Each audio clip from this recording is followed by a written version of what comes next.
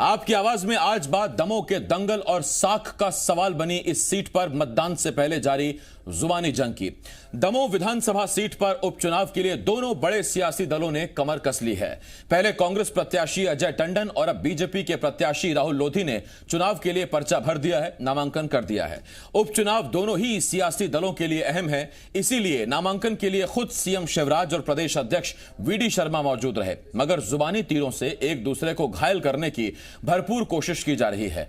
चुनाव के साथ साथ सिंधिया पर भी घमासान छिड़ा है। कई सवाल हैं जिनके जवाब जानने की कोशिश करेंगे। एक खास पैनल भी हमारे साथ जुड़ेगा, लेकिन आइए सबसे पहले एक रिपोर्ट देखते हैं।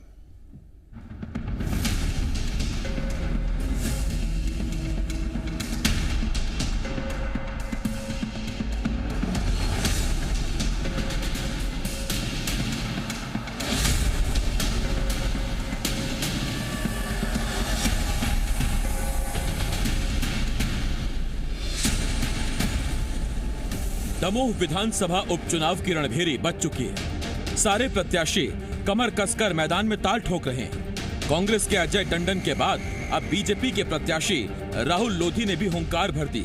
लोधी ने चुनाव के लिए पर्चा दाखिल कर दिया है। सीएम शिवराज सिंह चौहान, बीजेपी प्रदेश अध्यक्ष वीडी शर्मा, केंद्रीय मंत्री प्रहलाद पटेल, पूर्व वित्त मंत्री जयंत मलैया और मंत्री ब्रजेंद्र यादव समेत तमाम बड़े नेता लोधी के नामांकन के मौके पर मौजूद रहे। इस दौरान सीएम शिवराज ने जहां बीजेपी की जीत का दावा किया तो साथ ही कांग्रेस पर निशाना साधा। वहीं मंत्री ब्रजेंद्र यादव ने कांग्रेस को निशाने पर लेते हुए कहा कि सिंधिया ने 22 इंजेक्शन ठोककर कांग्रेस का इलाज कर दिया था। राहुल चुनाव नहीं लड़ रहा है, ये पूरा नेतृत्व चुनाव लड़ रहा है। भारतीय जनता पार्टी चुनाव लड़ रही है और मैं आपको विश्वास दिलाता हूँ, ये राहुल जयंत भैया के आशीर्वाद से, भारतीय जनता पार्टी के नेतृत्व के आशीर्वाद से आपकी सेवा में कोई कसर नहीं छोड़ेगा। राहुल कसर को नहीं छोड़ोगे, हम गारंटर है, गारंटर। कमलनाथ जी, आपने मध्य प्रदेश के वल्लभ भवन को दलालों का अड्डा बना दिया था, दलालों का अड्डा। कांग्रेस कोरोना से भी कम नहीं है भैया, बिल्कुल मास्क लगा के ही रखना है। कांग्रेसी अगर कोई बात करे तो मास्क लगा के दूर से ही बात करना। भैया हम आपकी बात नहीं सुनेंगे, दूर हटो, तुम भी कोरोना से कम नहीं हो। एक तरफ जो कहते हैं कांग्रेसी कि सिंधिया जी ने धोखा दिया, साथियों कांग्रेस को धोखा नहीं दिया, कांग्रेस का इलाज किया है। 22 इंजेक्शन ठोके थे एक साथ में, इनका इलाज हो गया। अब चिल्लाते फिर रहे हैं, रोते फिर रहे हैं सड़कों पर। एक तरफ जहां बीजेपी दमोह के दंगल में जीत का दावा कर रही है, तो वहीं दूसरी तरफ कांग्रेस ने बीजेपी पर पलटवार किया है। कांग्रेस नेता नरेंद्र सलूजा ने ट्वीट कर बीजेपी और सिंधिया को निशाने पर लिया। सलूजा ने लिखा, अब सिंधिया की ये हालत हो गई है कि उन्हें पोस्टर बैनर तक में जगह नहीं दी जा रही। तो वहीं कांग्रेस ने भी सरकार को आड़े हाथों लेते हुए दमोह में जीत का दावा किया है। दमोह का जो मतदाता है वो पूरी तरह से जानता, मानता और पहचानता है कि भारतीय जनता पार्टी ने कांग्रेस के विधायक को खरीदकर वहां पर खड़ा किया है और उसे प्रत्याशी बनाया है। तो निश्चित रूप से भारतीय जनता पार्टी की वहां करारी हार होने वाली है, वो चाहे कितने भी प्रपंच, कितने भी षड्यंत्र कर ले। बीजेपी हो चाहे कांग्रेस, दमोह सीट दोनों सियासी दलों के लिए नाक और साख का सवाल बन गई। कांग्रेस जहां एक बार फिर दमोह जीतकर अपनी ताकत दिखाने के लिए बेकरार है, तो वहीं सरकार दमोह में जीत हासिल कर विपक्ष के आरोपों का जवाब देना चाहती है। अब देखना यही है, दमोह के दंगल में बाजी कौन मारेगा। दमोह से महेंद्र दुबे के साथ प्रमोद शर्मा, जी मीडिया, भोपाल।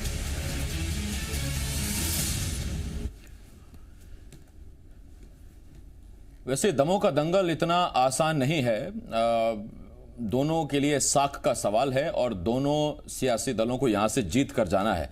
हमारे साथ 3 खास मेहमान जुड़ रहे हैं। बीजेपी की तरफ से डॉक्टर हितेश वाजपेयी साहब, कांग्रेस की तरफ से पूर्व विधायक आर.के. दोगने साहब और वरिष्ठ पत्रकार आशीष व्यास जी हमारे साथ जुड़ रहे हैं। मैं आप तीनों का बहुत स्वागत करता हूं। हितेश जी, दोगने साहब और आशीष जी, बहुत स्वागत है आपका। सवालों का सिलसिला शुरू करें, लेकिन उससे पहले मैं चाहता हूं कि हम आपको एक फ्लैशबैक में ले जाएं। आज से ठीक 3 साल पहले 2018 जब विधानसभा चुनाव हुए थे, तो दमोह सीट का क्या समीकरण रहा था, क्या नतीजा रहा था, जरा उस पर एक नजर डालते हैं। सबसे पहले आपको बता दें कि 2018 विधानसभा चुनाव में दमोह में कांग्रेस को जीत मिली थी। उस वक्त राहुल सिंह लोधी कांग्रेस के प्रत्याशी थे। कुल 78,997 वोट उन्हें मिले थे। दूसरे नंबर पर बीजेपी के जयंत मलैया रहे थे, वित्त मंत्री थे उस वक्त शिवराज सरकार में और सीनियर लीडर हैं। जयंत मलैया सिर्फ 798 वोटों से हारे थे। 78,199 वोट मिले थे। 25 अक्टूबर 2020 को राहुल लोधी ने पार्टी छोड़ दी थी कांग्रेस और बाद में उन्होंने बीजेपी ज्वाइन कर ली थी। राज्य मंत्री का दर्जा मिला और अब बीजेपी की तरफ से प्रत्याशी हैं, लेकिन इतना आसान भी नहीं था। जयंत मलैया के बेटे सिद्धार्थ मलैया पहले तो विरोध में रहे, लेकिन नामांकन की तारीख आते आते सिद्धार्थ मलैया ने भी कह दिया कि पिताजी के आदेश पर मैं अब निर्दलीय चुनाव नहीं लड़ूंगा। तो पार्टी की वहां तो आसान हो गई राह, वरना बड़ी मुश्किल हो जाती सिद्धार्थ मलैया अगर निर्दलीय चुनाव लड़ते। तो ये हमने आपको एक बता दिया कि आज से 3 साल पहले 2018 में क्या स्थिति थी दमोह की, और यही वजह है कि बीजेपी और चाहे कांग्रेस दोनों की सांसें अटकी हुई हैं। सीधा मेहमानों की तरफ रुख कर रहे हैं। आशीष जी, मेरा पहला सवाल आपसे, सर ये आंकड़े चिंता बढ़ाते हैं बीजेपी और कांग्रेस की। 798 वोट और खास बात ये कि उसी चुनाव में नोटा को मिले थे सर 1299 वोट। ये जीत के अंतर से नोटा के वोट ज्यादा थे। 50-50 का मामला है, दोनों दलों की सांसें अटकी हुई हैं। बिल्कुल सही एंगल से आपने बात शुरू की है। इसमें हमको ये देखा जाना चाहिए कि दोनों ही दल मतदाताओं की निष्ठा और प्रतिष्ठा के आधार पर दोनों ही दलों को एक बार फिर से अपनी विश्वसनीयता को प्रमाणित करना होगा। और हम इसको बहुत स्पष्ट रूप से ऐसे भी समझ सकते हैं कि दोनों ही दल ऐसे थे जो कहीं न कहीं मतदाताओं की परिधि को पार नहीं कर पाए। बीजेपी के साथ एक एंटी इनकम्बेंसी का मामला था, वहीं कांग्रेस ने एक पहली बार अपनी तमाम असंतोष और गुटी समीकरण को अलग हटाते हुए बहुत ही एकजुट होकर चुनाव लड़ा था। लेकिन ये दमोह का परिणाम, जैसा 2018 की बात हम लोग कर रहे हैं, मध्य प्रदेश की पूरे राजनीतिक परिदृश्य में बड़े चौंकाने वाला ये परिणाम था। तो अभी इस बार भी हम अगर देखेंगे तो इसी तरह के समीकरण क्या बनेंगे, ये हमको बहुत आराम से समझने की जरूरत है। ठीक, वाजपेयी साहब आपके पास आ रहा हूं। वाजपेयी साहब, 3 साल पहले के जो नतीजे हमने दिखाए उससे एक बात समझ में आती है कि दमोह की जनता ने अगर जयंत मलैया साहब को पूरी तरह से नकारा नहीं था तो फिर राहुल लोधी को स्वीकारा भी नहीं था। तो राजनीतिक मजबूरी है क्या कि राहुल लोधी ने सीट छोड़ी है, इसीलिए राहुल लोधी ही प्रत्याशी होंगे? खैर अब तो हो ही गए हैं, पर्चा भर ही दिया है, अब तो आपके घोषित प्रत्याशी हैं। देखिए आसिफ जी, मैं 2-3 बातें बहुत स्पष्ट कर दूं। देखिए रूटीन बातचीत में तो मजा नहीं आता है, आपके साथ रहते हैं तो दर्शकों को भी पता लगे। तो दमोह की जनता के तो दोनों हाथ में लड्डू हैं, ये आप मान के चलिए। कैसे हैं कि एक और जहां कमलनाथ और कांग्रेस की जो सरकार थी उससे मुक्ति हो गई, और वहीं दूसरी ओर आप सोचिए उनको न केवल मलैया जी का नेतृत्व मिल रहा है बल्कि राहुल लोधी भी उनका नेतृत्व करेंगे, जो ऑलरेडी एक कैबिनेट मिनिस्टर रैंक को लेकर वो आगे बढ़ रहे हैं। तो मैं समझता हूं कि वहां के हम यदि केमिस्ट्री को समझें या मैथमेटिक्स को समझें तो वो सब दमोह की जनता के पक्ष में जाता है। और दमोह में यदि हम बात करें, चाहे मेडिकल कॉलेज की बात करें या वहां का बाईपास जो मलैया जी ने बनवाया, इतना खूबसूरत बाईपास साहब मैंने तो बहुत कम दमोह जैसे स्थानों पर देखा होगा। यदि पाठक साहब और बाकी लोग गए होंगे तो वो भी देखेंगे जाके। दमोह से आप जबलपुर निकल जाइए, पन्ना निकल जाइए, सागर निकल जाइए, क्या खूबसूरत सड़कें हैं साहब। तो इसमें कोई दो मत नहीं है कि विकास नाम की जो चीज है वो यदि आपको देखना है तो बिल्कुल आपका भी स्वागत है, आइए। वहीं पर दूसरी ओर यदि आप देखेंगे, अब वहां के रसायन को देखेंगे तो भाई मुकेश नायक जी ने तो मना ही कर दिया, प्रचार में भी नहीं जाएंगे वो। आज आप सूची उठाकर देखिए तो उन्होंने क्या किया, आपके बहुत प्रिय पैनलिस्ट और हमारे प्रवक्ता और वरिष्ठ नेता रहे चौधरी राकेश सिंह, वो चतुर्वेदी हैं तो चतुर्वेदी साहब को उन्होंने स्टार प्रचारक सूची में डाला है कि नहीं साहब इनको लेकर हम वहां आएंगे, क्योंकि वहां पर अब उनके पास उनके समकक्ष कोई व्यक्ति नहीं रह गया कांग्रेस के पास जिसको लेकर चले। कोरोना की स्थिति आपको पता ही है, ऐसे में कमलनाथ जी कितना धरती पे उतर पाएंगे ये देखने लायक होगा। फिर वहां पर दमोह में किसी भी तरह से आप यदि इक्वेशन को पकड़ेंगे तो मैं बिल्कुल खुली चर्चा करने को तैयार हूं, चाहे आप विकास पर चर्चा कर लें, चाहे वहां के सामाजिक ताने बाने पर कर लें, चाहे वहां की राजनीति पर कर लें। तो चाहे प्रहलाद पटेल हो, गोपाल भार्गव हो, जयंत मलैया जी स्वयं हो। और देखिएगा जयंत मलैया जी और सिद्धार्थ मलैया जी में अंतर है। सिद्धार्थ मलैया जी थोड़े से वहां के रसायन को समझते हैं और उस हिसाब से उन्होंने मेहनत करी है, इसमें कोई दो मत नहीं है। और जयंत मलैया जी जो हैं, जयंत मलैया जी बहुत विनम्र और बहुत, हम जिसको कह सकते हैं ना, उस बुंदेलखंड के संत की तरह उन्होंने राजनीति को किया है।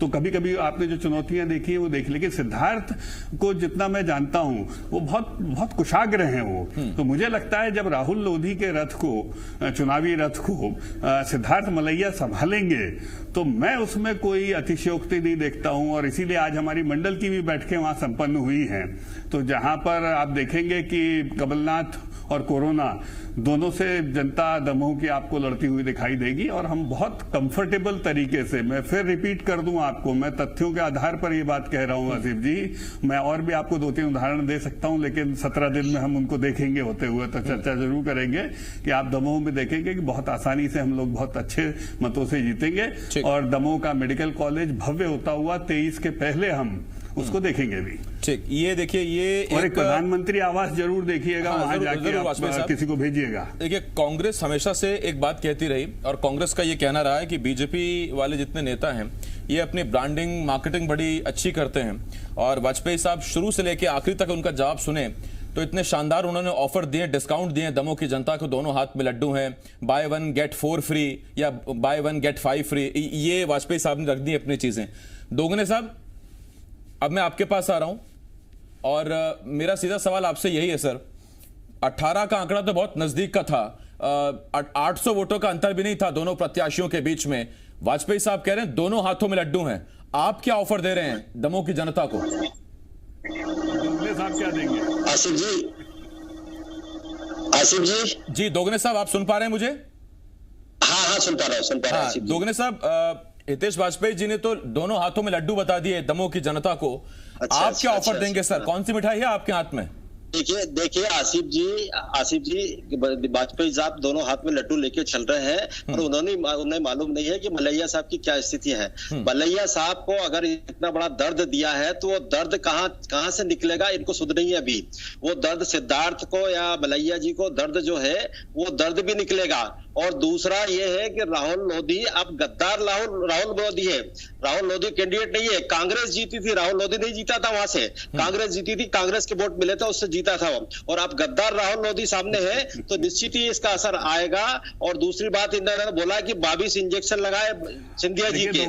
खाली मत बजाइए, सुनिए, ये गद्दार वाजपेयी साहब एक मिनट, जो सिंधिया जी के इंजेक्शन की बात हो रही है ना, तो सिंधिया जी को शब्दों की मर्यादा मैंने तोड़ी नहीं कहीं पर।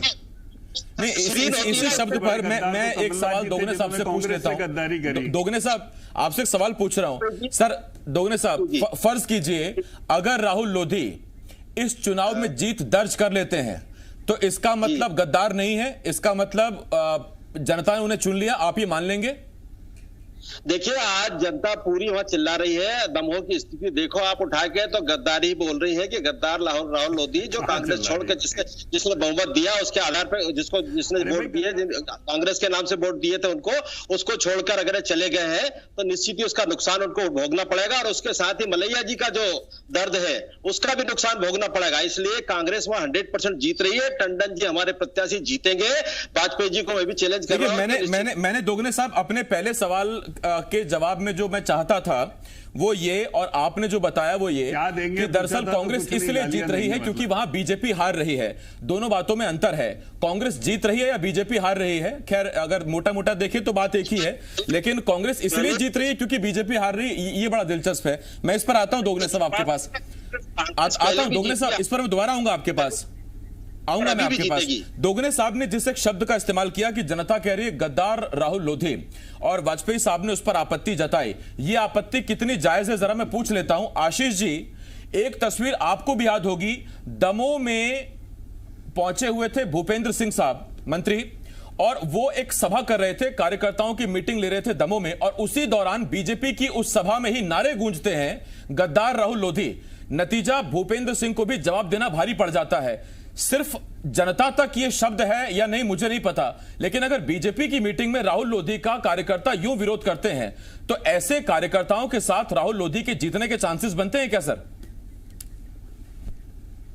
देखिए, बहुत जल्दबाजी होगी अभी इस तरह के हार जीत की किसी पैमाने पे यदि हम बात करें, लेकिन ये मान के चलिए कि टिकट वितरण में बीजेपी ने अपनी तरफ से पूरी कोशिश की, पूरी संजीदगी भी दिखाई कि अपने कुशल और बेहतर राजनीतिक प्रबंधन से जो भी तात्कालिक असंतोष हो रहा है उसको दूर कर ले।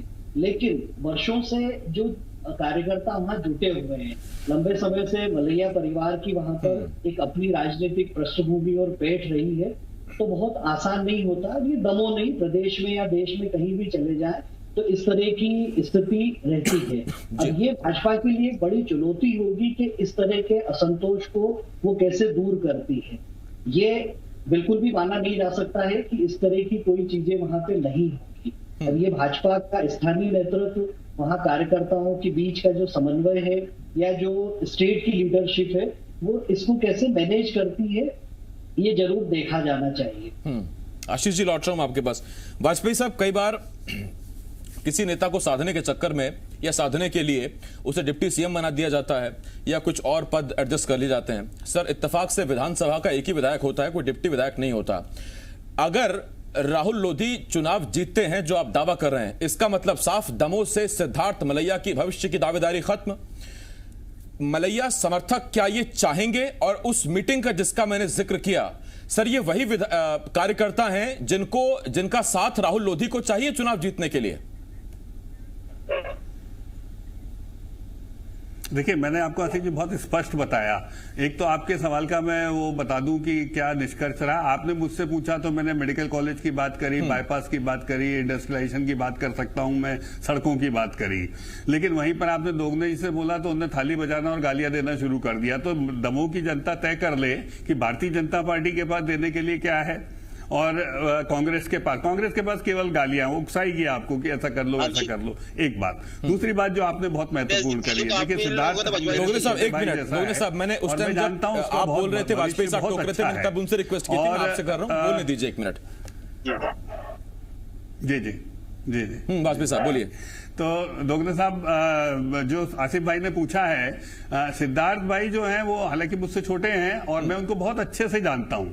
और मलैया साहब तो मैं फिर आपको बता दूं, वो 2 बजे भी रात को उनका फोन आ जाए तो आप दमोह छोड़िए, हम लोग सड़क पे खड़े हो जाएं जाके, क्योंकि उनकी एक लीगेसी है। और मलैया साहब की लीगेसी कब की है पता है साहब? कभी आप बैठना आसिफ जी उनके साथ, वो आपको बताएंगे कि जिस दौर में कांग्रेस के परचम लहराया करते थे, जहां पर मतलब भाजपा तो जमानत के लिए लड़ा करती थी बचाने के लिए, उस समय मलैया जी के घर पर आकर लोगों ने ऑफर दिए। मतलब मैं उस दौर की बात कर रहा हूं, अर्जुन सिंह और डीपी मिश्रा जी के समय की बातें कर रहा हूं मैं। और मलैया साहब इतने सौम्य, सरल और विनम्र आदमी है कि उनके सभी दलों में बहुत अच्छे संबंध है, ये फिर बता दूं मैं आपको। लेकिन तब भी उन्होंने एक ही बात कही थी कि मैं अपनी विचारधारा पे समझौता नहीं कर सकता। तो आप सिद्धार्थ का खून समझ सकते हैं आसिफ जी क्या होता है। तो ठीक है, एक और जवानी है तो दूसरी तरफ साहब खून भी है, जेनेटिक कंपोनेंट भी है। उनकी माता जी सुधा मलैया जी वो व्यक्ति रही हैं जिन्होंने जब अब क्यों मुझसे खुलासे करवा रहे हो साहब, राम मंदिर आंदोलन के समय में जिस शिलालेख पर निर्णय हुए उसको सही स्थान तक पहुंचाने में शी प्लेड अ की रोल इन दैट, अपनी जान को रिस्क में डाल के। तो ये सब उन्होंने विधायक और सांसद बनने के लिए थोड़ा ना किया आसिफ जी। तो मैं समझता हूं कि विचारधारा भी कोई चीज होती है, जवानी अपनी जगह होती है, जोश अपनी जगह होता है जिसका आपने जिक्र किया है। लेकिन भारतीय जनता पार्टी अपने होश के लिए जानी जाती है। तो जिन कार्यकर्ताओं की आप बात कर रहे हैं, मैं तो 2 बार जिले के चुनाव प्रभारी की हैसियत से भी गया हूं। हाँ। मैं उस जिले को बहुत अच्छे से समझता हूं। इन सब बातों का, जैसा पाठक जी ने आपको कहा, बहुत सरल लोग हैं वहां के और वो विकास और अमन पसंद लोग हैं। मैं आपको दावा करता हूं, ये आज का कार्यक्रम आप नोट करके चलिएगा। ठीक सर, नहीं नोट क्या करना है वाजपेयी साहब, देखिए इतने सालों में इतने चुनाव आपने और हमने सामने देख लिए। चुनाव से पहले भी आपके दावे, फिर वो कई बार आपके हक में हकीकत, कई बार दावों से उलट हकीकत, बहुत कुछ देखा है हमने इन सालों में। वाजपेयी साहब मैं लौट रहा हूं उस पर आपके पास कि नोट करने वाली कोई बात है नहीं सर, वो तो हम आमने सामने रोज मिलते हैं। मैं दोगुने साहब आपके पास आ रहा हूं और दोगुने साहब आपसे सवाल, सर अगर दमोह इतना आसान है, अगर दमोह इतना आसान है कांग्रेस के लिए, तो फिर 80 विधायकों की ड्यूटी, हर बूथ पर इतने कार्यकर्ताओं के तैनाती, इसके मायने क्या हैं?